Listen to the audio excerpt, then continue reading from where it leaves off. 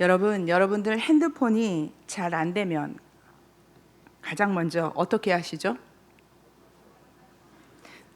네, 자녀를 부릅니다. 네, 가장 지혜로운 방법이죠. 그런데 그 자녀가 와서 가장 먼저 확인하는 게 뭘까요? 와이파이가 되는지 안 되는지 먼저 볼 것입니다. 와이파이에 연결이 되어 있어야 인터넷을 사용할 수 있기 때문입니다. 그래야 날씨도 보고 또 송금도 하고 그리고 좋아하는 그 유튜브로 음악을 찬송을 들을 수 있기 때문입니다. 와이파이가 우리와 인터넷을 연결해 주듯이 하나님과 우리를 연결해 주는 것이 바로 기도입니다. 우리는 기도를 통해서 하나님과 연결되어집니다. 기도는 부족한 것을 얻어내는 그런 방법이 아니라 우리를 하나님과 연결해 주는 와이파이와 같은 것입니다. 그래서 기도하고 있지 않다면 내가 지금 하나님과 끊어진 것이고, 그리고 내가 기도하고 있다면 하나님과 잘 연결되어진 것입니다. 오늘은 기도에 대한 말씀을 나눠보도록 하겠습니다. 기독교인들에게 너무 일상적인 단어가 바로 기도이지요. 그래서 친숙하고 당연한데요. 이 당연한 것을 하지 않으면 이것처럼 불편한 게 없습니다. 올해 77세인 필립 얀 씨는 복음주의를 대표하는 미국의 기독교 작가입니다. 뛰어난 통찰력과 그리고 날카로워요. 그렇지만 쉽게 쓴 그의 글을 통해서 많은 사람들의 깊은 감동을 받고 있고 또 사랑을 받고 있는 그런 작가인데, 필립 얀 씨의 책 중에 기도라는 책이 있습니다. 그의 기도라는 책 표지에 기도는 하나님께 가는 가장 쉽고도 가장 어려운 길이라고 설명되어져 있습니다. 하나님께 가는 가장 깊고도 쉽고도 가장 어려운 길. 여러분, 기도를 이것보다 잘 표현한 말이 있을까 싶습니다. 그렇다면 여러분께 한 가지 묻겠습니다. 기도는 믿음이 생기면 저절로 하게 되는 걸까요? 아니면 배워야 하는 걸까요? 네, 담임 목사님께서 항상 그러셨죠. 두 번째가 답이라고요. 네, 기도는 배워야 합니다. 앤드루 머레이는 19세기 남아프리카의 성자였습니다. 그는 기도와 성령의 사람으로 불렸던 사람인데요. 그는 그리스도인의 그 경건 생활과 기도에 대한 글을 240여 편의 주옥 같은 글들을 남겼는데, 기도에 대해서 앤드루 머레이가 이런 말을 했습니다. 잠깐 들어보시기 바랍니다. 먼저 기도는 배워야 한다는 것입니다. 얼른 생각하면 세상에 기도처럼 간단한 일도 없을 것 같습니다. 그런데 이 간단한 일이 갈수록 배우지 않고는 제대로 할 수 없다고 느껴집니다. 그리고 나중에 가서는 세상에 이렇게 어려운 일도 달리 있을까 생각하게 됩니다. 정말 어떻게 기도해야 할지 모르겠다는 고백이 우리 입술에서 나올 수밖에 없습니다. 기도의 사람 앤드루 머레이는 기도를 배우지 않고 제대로 할 수 없다고 그렇게 고백하고 있습니다. 우리가 성경 말씀은 우리가 교회에서 하는 이 성경 공부를 통해서 끊임없이 배워야 한다라고 생각을 합니다. 말씀을 읽으면 이해되지 않는 부분들이 많기 때문에 내가 성경 공부를 좀 열심히 해야겠다라는 생각을 하지만, 기도를 굳이 배워서 할 필요가 있나? 앉아서 생각나는 대로 말하면 되지라고 생각하곤 합니다. 그래서 쉽게 덤빌 수 있는 게 기도지만, 기도해본 사람은 아는 사실이 하면 할수록 어렵다라는 고백입니다. 예수를 믿는 사람이라면 기도에 대한 소망이 있습니다. 나도 기도 잘하고 싶다. 나도 오래 하고 싶다. 영역 있는 기도를 하고 싶다. 여러분, 우리 중에 자신의 기도에 만족하는 사람은 그리 많지 않을 것입니다. 우리는 수시로 기도하기를 다짐합니다. 내가 새벽 예배에 나가야지. 금요 기도에 나가서 열심히 부르짖으며 기도해야지.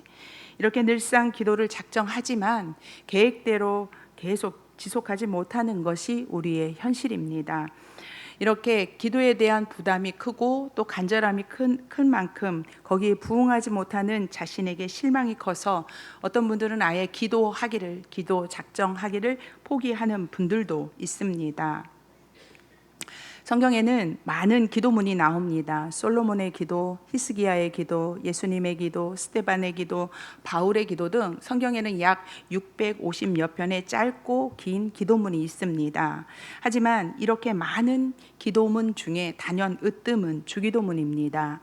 그것은 친히 기도의 본을 보이셨던 예수님이 가르쳐 주신 기도이기 때문입니다.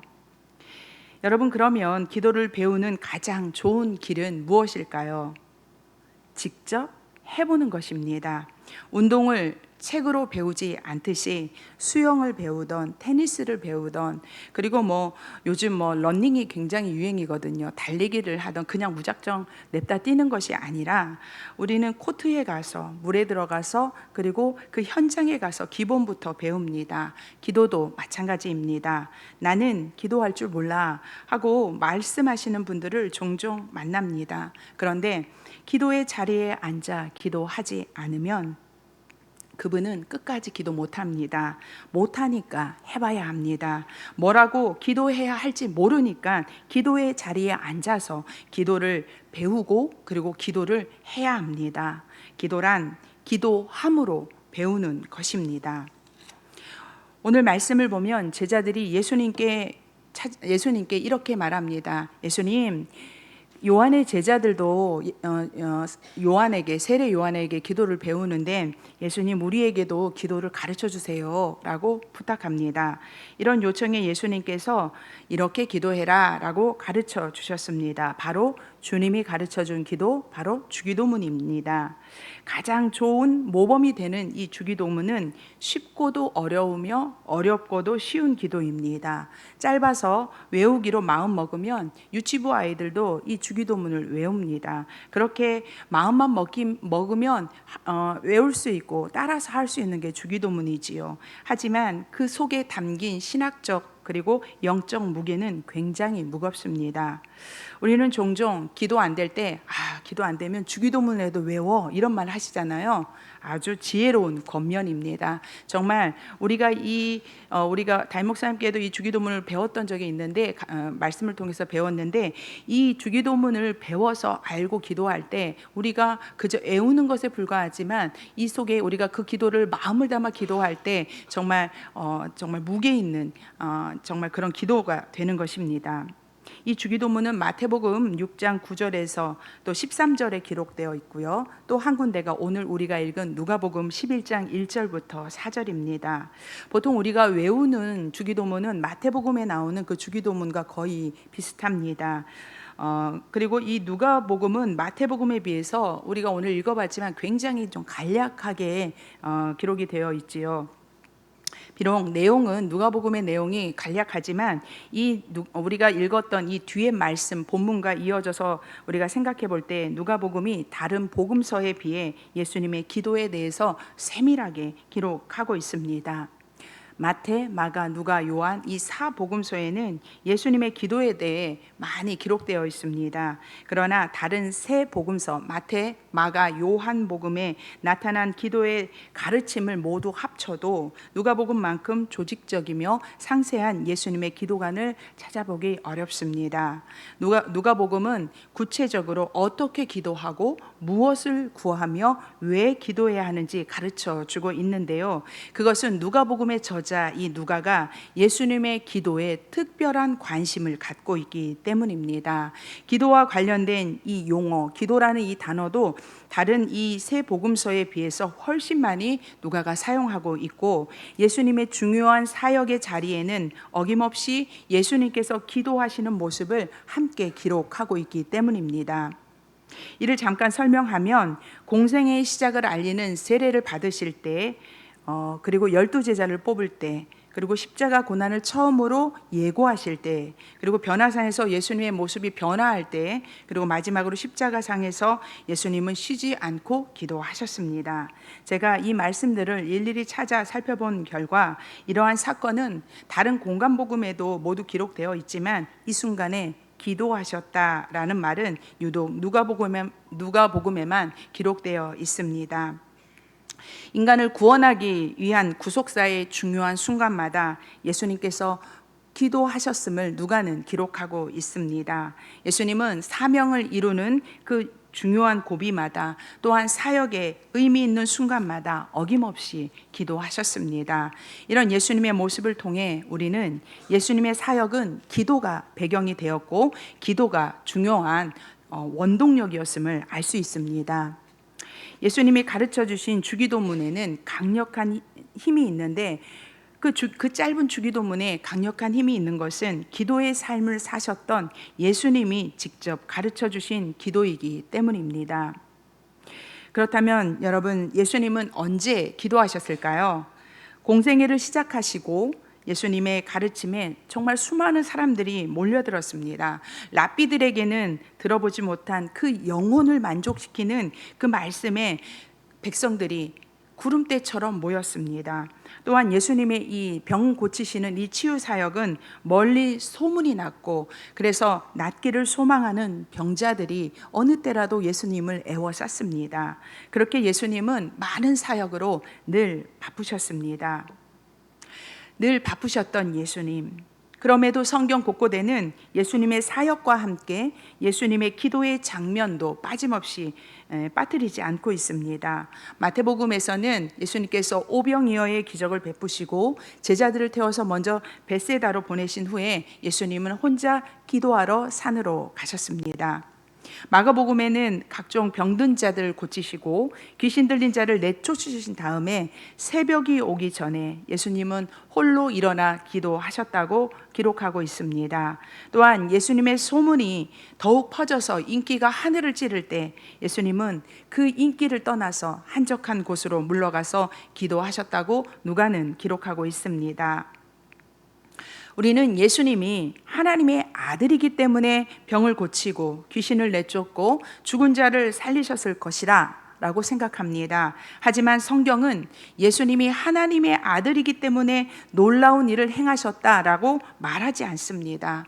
예수님의 사역을 뒷받침하는 것은 기도뿐이었음을 성경이 증명하고 있음을 우리는 잊지 말아야 합니다.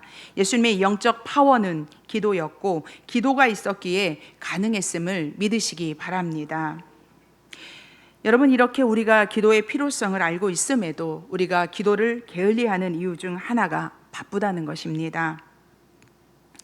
사는 것이 왜 이렇게 바쁠까요? 여러분, 바쁘지 않으신 분 있습니까? 모두가 바쁜 시대를 살고 있습니다. 바쁘지 않은 사람은 없습니다. 그런데 중요한 것은 기도하는 사람들의 삶도 바쁘다는 것입니다. 결코 시간이 남아서, 시간이 많아서, 체력이 남아서 기도하는 것이 아니라 기도를 삶의 가장 우선순위에 놓기 때문에 바빠도 기도하고 힘이 들어도 기도하는 것입니다. 종교개혁자 마틴 루터는 하루 일정이 바쁘면 바쁘기 때문에 1시간 더 일찍 일어나 매일 2시간의 시간을 채워가면서 기도했습니다. 우리가 바쁘다는 것은 그만큼 많은 여러 가지 일어날 수 있는 일이 확률적으로 더 많은 것이기 때문에 하나님이 돕지 않고는 살아갈 수 없음을 고백하는 고백자의 고백일 것입니다. 루터는 그러한 기도가 있었기 때문에 종교 개혁을 이룰 수 있었고 기도가 그 원동력이 되었던 것입니다. 그러면 지금부터 예수님이 어떤 순간에 기도하셨는지 누가복음에 기록된 말씀을 토대로 살펴보고자 합니다. 첫째, 예수님은 세례 받으실 때 기도하셨습니다. 예수님이 세례 받으신 이 장면은요, 마태, 마가, 누가복음에 다 기록되어 있습니다. PPT로 비교하면서 살펴보겠는데요. 마태복음 3장 16절은 제가 읽고요. 마가복음 1장 10절은 여러분이, 그리고 누가복음 3장 21절은 함께 읽도록 하겠습니다. 제가 먼저 읽도록 하겠습니다. 예수께서 세례를 받으시고 곧 물에서 올라오실 때 하늘이 열리고 하나님의 성령이 비둘기같이 내려 자기 위에 임하심을 보시더니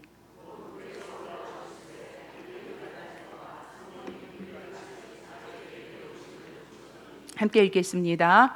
백성이 다 세례를 받을세 예수도 세례를 받으시고 기도하실 때에 하늘이 열리며. 아멘. 마태와 마가는 예수님이 그냥 놔둬주셔요. 마태와 마가는 예수님이 세례를 받으시고 물에서 올라오실 때 하늘이 열렸다, 하늘이 갈라졌다라고 기록하고 있는 반면에 누가는 예수님께서 세례를 받으시고 기도하실 때 하늘이 열렸다라고 기록하고 있습니다. 네, 됐습니다. 누가는 기도가 하늘의 열림과 직접적인 연관이 있다고 말하고 있는 것입니다. 말라기 선지자 이후에 400년 동안 단절되었던 하나님의 계시가 바로 예수님의 기도로 인해 하늘이 열리고 하나님의 구원 역사가 시작되었다고 말하고 있습니다. 두 번째, 예수님은 반복적인 기도 생활을 하셨습니다. 누가복음 5장 15절부터 16절 말씀인데요. 제가 읽도록 하겠습니다.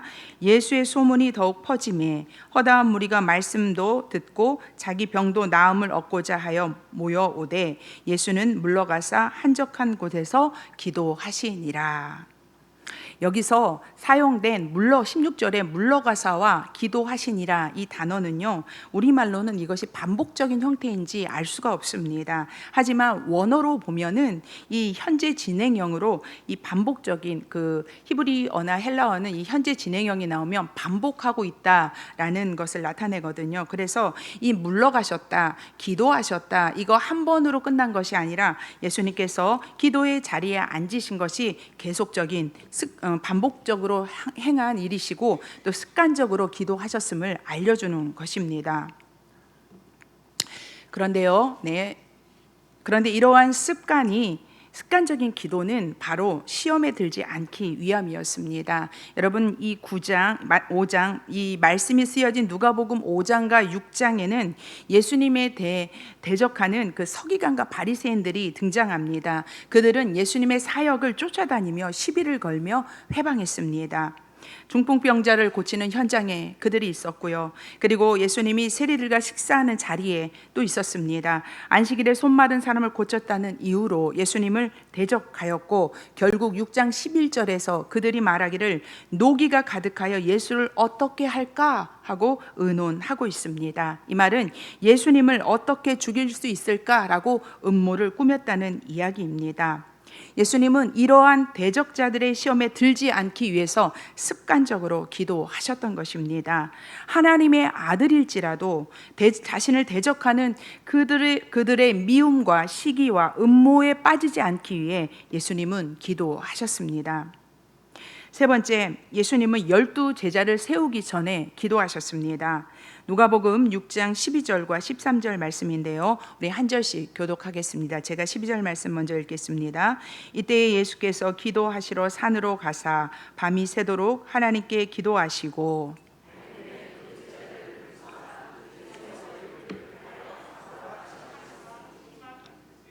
이 말씀의 바로 앞절 6장 11절은 예수님을 반대하는 무리들이 그 노기가 가득하여서 예수님을 어떻게 죽일까 의논했다고 말씀드렸습니다.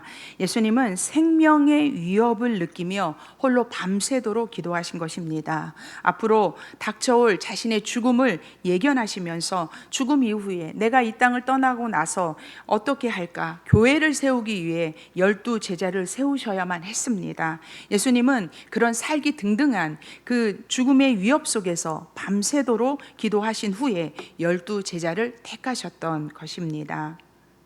네 번째, 예수님은 베드로의 고백을 듣기 전에 기도하셨습니다. 누가복음 9장 18절에는 예수께서 따로 기도하실 때에 제자들이 주와 함께 있더니 물어 가라사대 무리가 나를 누구라고 하느냐 하고 기록되어 있습니다. 예수님이 무리가 나를 누구라 하느냐라고 물으시자 우리가 잘 아는 베드로의 고백이 이어집니다. 누가복음의 표현으로는 하나님의 그리스도이십니다 이렇게 되어 있습니다. 이 말을 마태의 기록을 빌려오면 주는 그리스도시요 살아계신 하나님의 아들이십니다 입니다. 베드로의 고백에 예수님은 무슨 말씀을 하셨냐면 아무든지 나를 따라오거든 자기를 부인하고 자기 십자가를 지고 나를 따를 것이다 라고 말씀하셨습니다. 여기에서 중요한 것은 나를 누구라 하느냐라는 질문에 앞서서 하신 예수님의 행동이 무엇이냐는 것입니다. 바로 기도입니다. 누가복음 9장 18절 제가 아까 읽었는데요.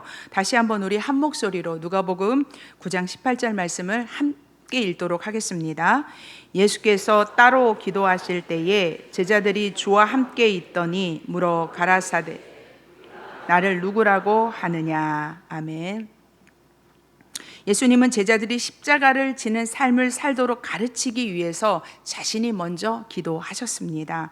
가르침보다 앞서는 것이 기도이고 배움이 삶이 되도록 이끄는 것이 바로 기도입니다. 성도 여러분, 예수님은 자신의 사역의 중요한 순간마다 기도하셨습니다. 하나님의 구속 사역을 이루시기 위해 예수님은 날마다 기도하셨고 자신을 반대하는 무리들의 그 시험을 이기고자 습관적으로 기도하셨습니다. 그러고 보면 예수님은 항상 기도하신 것입니다. 어느 한때만 기도하신 것이 아니라 자신의 일평생 동안 평안할 때도 기도하셨고 분주할 때도 기도하셨고 중요할 때도 위험을 느낄 때도 항상 기도하셨습니다. 하나님의 아들 예수님이 매 순간 기도하셨다면 우리도 기도해야 합니다. 인생의 중요한 순간뿐만 아니라 어느 때라도 기도해야 합니다. 내 믿음이 약하면 약하다고 느끼는 그 순간 우리는 기도해야 하고 믿음의 경륜이 쌓이면 감당해야 할 사명을 위해 기도해야 합니다. 하나님을 향한 우리의 믿음, 제가 하나님 사랑합니다. 이것과요, 그것과는 별개로 사탄의 유혹이 가득한 이 땅에서 죄를 이기고 제자로 살아가기 위해서 우리는 순간마다, 날마다 기도해야 합니다. 기도만이 나를 부인하고 십자가를 지고 갈 수 있는 능력이 되고 제자의 삶을 살 수 있도록 이끌어주기 때문입니다. 오늘 본문에는 우리가 배워야 할 이 주기도문에 대한 예수님께서 말씀하신 후에 기도를 그럼 어떻게 해야 하는가라는 태도에 대해서도 가르쳐주고 있습니다. 5절에서 8절에는 한밤중에 친구가 찾아와서 떡 3덩이를 빌려달라고 간청하는 비유가 있습니다. 온 가족이 깊이 잠이 든 한밤중입니다. 문을 두드리면서 무언가 달라는 것은 예의에서 크게 벗어나는 일이기 때문에 친구의 부탁을 들어주지 않아도 됩니다. 하지만 성경은 친구의 간절한 간청, 요청 때문에 거절할 수 없다고 이야기합니다. 이 비유가 가르쳐주는 교훈은 적극적으로 간청하며 기도에 임해야 한다라는 것입니다. 어느 정도 기도하고 안 되네 하고 포기하는 것이 아니라 간절한 마음으로 간청하라는 것입니다. 다음으로 9절, 10절에서 예수님은 우리가 잘 알고 좋아하는 말씀이죠. 구하라, 찾으라, 두드리라라는 이 적극적인 기도를 명령하십니다. 하나님은 우리가 구할 때 주시는 분이십니다. 아멘. 하나님은 우리가 찾을 때 찾게 하시는 분이시고 문을 두드릴 때 열어주시며 응답하시는 하나님이십니다. 하나님께서는 이미 우리의 필요를 다 알고 계십니다. 하지만 구하고 찾고 두드리는 자에게 반드시 주시는 분임을 말씀하고 있습니다. 성도 여러분, 기도하고 계십니까? 더욱 간절하게 적극적으로 구하시기 바랍니다. 구하는 이마다, 찾는 이마다, 두드리는 이마다 응답을 받을 것입니다. 우리 하나님은 좋은 분이십니다. 우리를 사랑하셔서 우리가 행복하기를 원하시는 분이십니다. 스바냐 3장 17절에서 하나님이 우리로 말미암아 기쁨을 이기지 못하신다라고 말씀하십니다. 여러분, 여러분의 자녀들, 여러분의 손자들을 보면 기쁨을 이기지 못하시죠? 그 손자들이 무엇을 할머니, 할아버지 뭘 요청하면 여러분들이 거절하십니까? 아니요. 그저 기쁨을 이기지 못하고 다 채워주고 싶으시잖아요. 하나님은 그보다 더 우리를 기뻐하시고 그보다 더 우리를 사랑하시는 줄 믿으시기 바랍니다. 그 하나님께서 우리에게 좋은 것으로 응답하시겠다라고 약속하고 계십니다. 누가복음 이 11장에서 말씀하고 있는 1절부터 13절, 12절까지 하시는 이 모든 말씀은 누가복음 11장 13절을 향하고 있습니다. 이 11장 13절 말씀을 제가 읽도록 하겠습니다. 13절 제가 읽겠습니다. 너희가 악할지라도 좋은 것을 자식에게 줄 알거든 하물며 너희 하늘 아버지께서 구하는 자에게 성령을 주시지 않겠느냐 하시니라. 아멘. 우리를 사랑하시는 하나님 아버지께서 구하는 자에게 성령을 주시겠다라고 약속하고 있습니다. 그런데요, 이 말씀, 지금 제가 읽은 이 11장 13절 말씀을 마태복음에서는 조금 다르게 표현하고 있습니다. 마태복음 7장 11절 말씀을 한 목소리로 읽도록 하겠습니다. 너희가 악한 자라도 좋은 것으로 자식에게 줄 줄 알거든.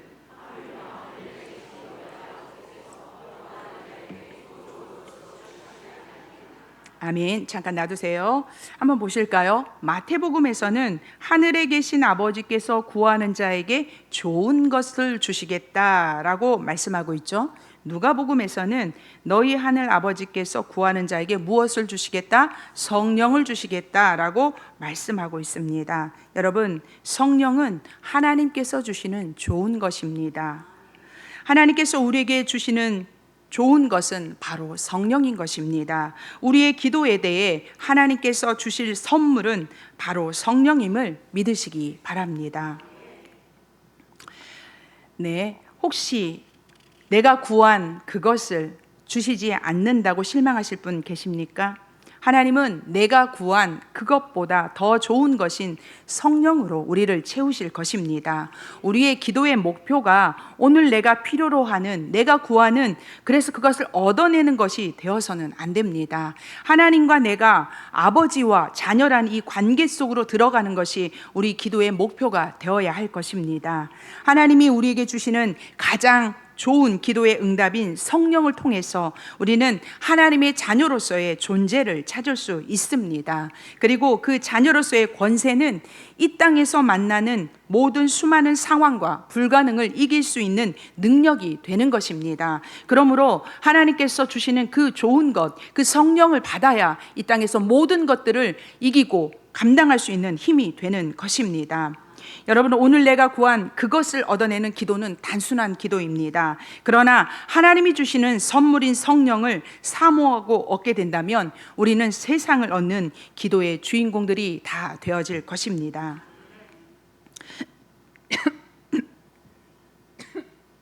누가복음에는 기도가 강조되어 있습니다. 누가가 강조한 기도는 결국 성령이라는 하나님의 선물로 연결됩니다. 그리고 이 성령은 누가가 쓴 다른 성경인 바로 사도행전을 이끌어가는 큰 주제입니다. 누가는 기도를 통해서 성령을 받을 수 있고 그 성령은 한 사람 한 사람을 그리스도인으로 세울 수 있으며 더 나아가 교회 공동체를 탄생시키고 또 교회 공동체가 하나님의 나라를 만들어가는 주축이 된다고 이야기하고 있는 것입니다. 이러한 누가의 관점을 적용해 보면 우리는 내가 살기 위해서 기도해야 합니다. 평안할 때는 감사와 찬양으로 기도하고, 그리고 어려울 때는 문제 해결을 위해 은혜가 임하길 기도해야 합니다. 그리고 또한 교회가 살기 위해서 기도해야 합니다. 날마다 믿는 성도가 많아지기 위해서 우리는 기도해야 하는데, 이 일이요, 여러분, 그저 우리가 열심히 한다고 되어지는 것이 아니기에 성령께서 함께 하시길 위해서 기도해야 합니다. 세상에 소망이 되는 교회가 되기 위해서는 성령의 능력이 아니고서는 우리가 감당할 수 없기에 우리는 이 일을 위해서 기도해야 합니다. 성령만이 잠자는 영혼을 깨워 성숙한 그리스도인으로 세울 수 있고, 성령만이 반석 위에 굳게 교회를 세울 수 있기에 우리는 오늘도 기도해야 합니다. 사랑하는 성도 여러분, 어느 때라도 기도해야 하지만 지금은 기도할 때입니다. 우리 성산교회가 부흥을 향해 달려가고 있는 지금이야말로 기도가 필요한 때입니다. 예수님이 사역의 매 순간 기도하셨던 것처럼 우리도 여러 가지 일을 계획하고 추진할 때마다 하나님 앞에 엎드려 기도해야 합니다. 하나님의 구원 역사를 이 땅에 이루어야 하는 이 교회의 힘은 바로 기도할 때 하나님으로부터 오기 때문입니다. 아무리 뛰어난 계획이 있고 그것을 실행할 수 있는 힘과 재정이 있다 하더라도 기도가 바탕이 되어지지 않으면 하나님의 영광을 드러내지 못하기 때문에 우리는 반드시 기도해야 합니다. 말씀을 정리합니다. 예수님은 제자들에게 기도를 가르쳐 주셨습니다. 그 기도가 힘 있는 것은 바로 예수님 자신이 기도의 삶을 사셨기 때문입니다. 예수님은 하나님의 아들이지만 구속의 사명을 감당하기 위해서 날마다 기도하셨습니다. 예수님이 중요한 사역의 순간마다 기도하셨던 것처럼 우리들도 인생의 중요한 순간마다 기도해야 합니다. 기도할 수 없을 만큼 바쁠지라도 몸부림치면서 기도의 자리에 앉는 우리가 되기를 간절히 바랍니다. 우리를 넘어뜨리려 달려드는 오늘 사자와 같이 달려드는 이 사탄의 시험에 걸려 넘어지지 않기에 우리는 습관적으로 기도해야만 합니다. 예수님처럼 기도의 삶을 사시되 한밤중에 찾아가 간청하는 그런 친구처럼 기도의 문을 두드리시고 그리고 구해야 되고 그리고 찾는 우리들에게 하나님은 가장 좋은 성령으로 채워주실 것입니다.